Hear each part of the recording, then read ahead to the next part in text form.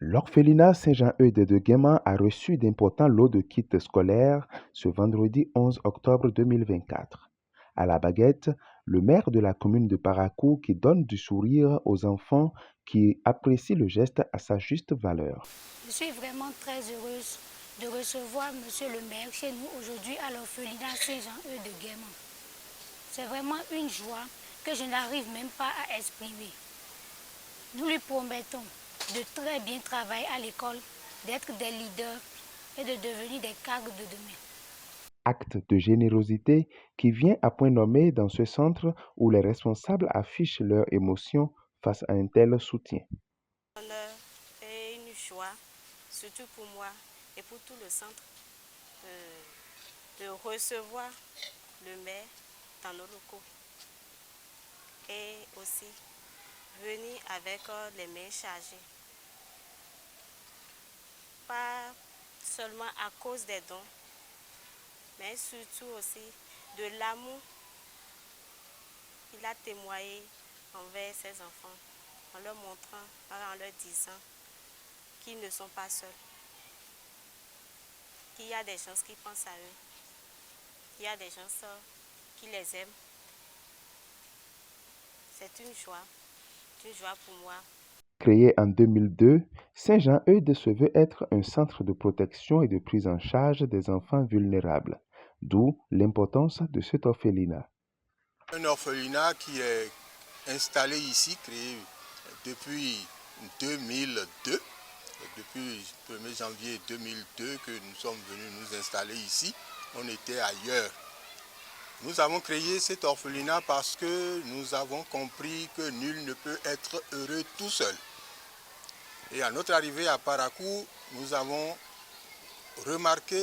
rencontré une misère, celle des enfants dits sorciers.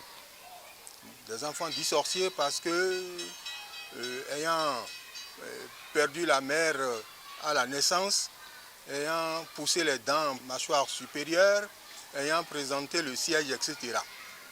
Alors notre réaction, ce n'est pas seulement de dire, de conscientiser. Nous avons, entre nous, en famille, pensé qu'il faut leur proposer quelque chose. C'est pour cela que nous avons commencé par accueillir ces enfants. Nous avons continué et aujourd'hui, les plus grands sont partis. Il y a des étudiants, il y en a qui ont même terminé. Et nous continuons notre petit bonhomme de chemin. Le donateur rend hommage au fondateur de l'orphelinat qui a été son professeur. Le maire est aussi convaincu que nul n'a le droit d'être heureux tout seul. Inoussa Chabizime raconte une anecdote qui lui est personnelle. Le fondé de l'orphelinat a été mon professeur et il a été mon censeur au CG2. C'était au temps de la Révolution, dans les années 82-83. Et aujourd'hui, je suis devant lui, donc je suis devant un père et je suis devant mon enseignant qui, malgré tout ce qu'il a pu donner en carrière, continue toujours pas donner aux enfants. Vous l'avez dit, on ne peut pas être heureux tout seul. Et chacun d'entre nous a un potentiel orphelin.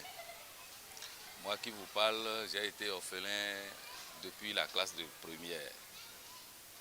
C'est depuis cette classe-là que j'ai perdu mon père et je sais ce que j'ai vécu pour être là où je suis aujourd'hui.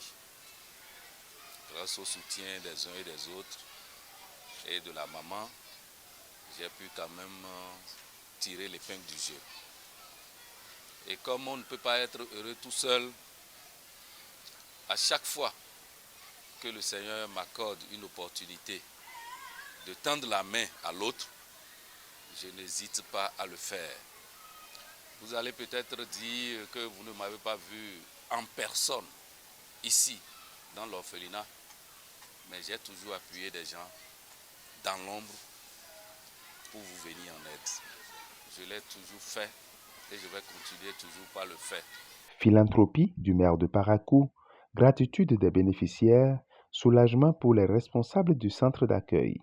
L'année scolaire s'amorce donc sous de bons auspices.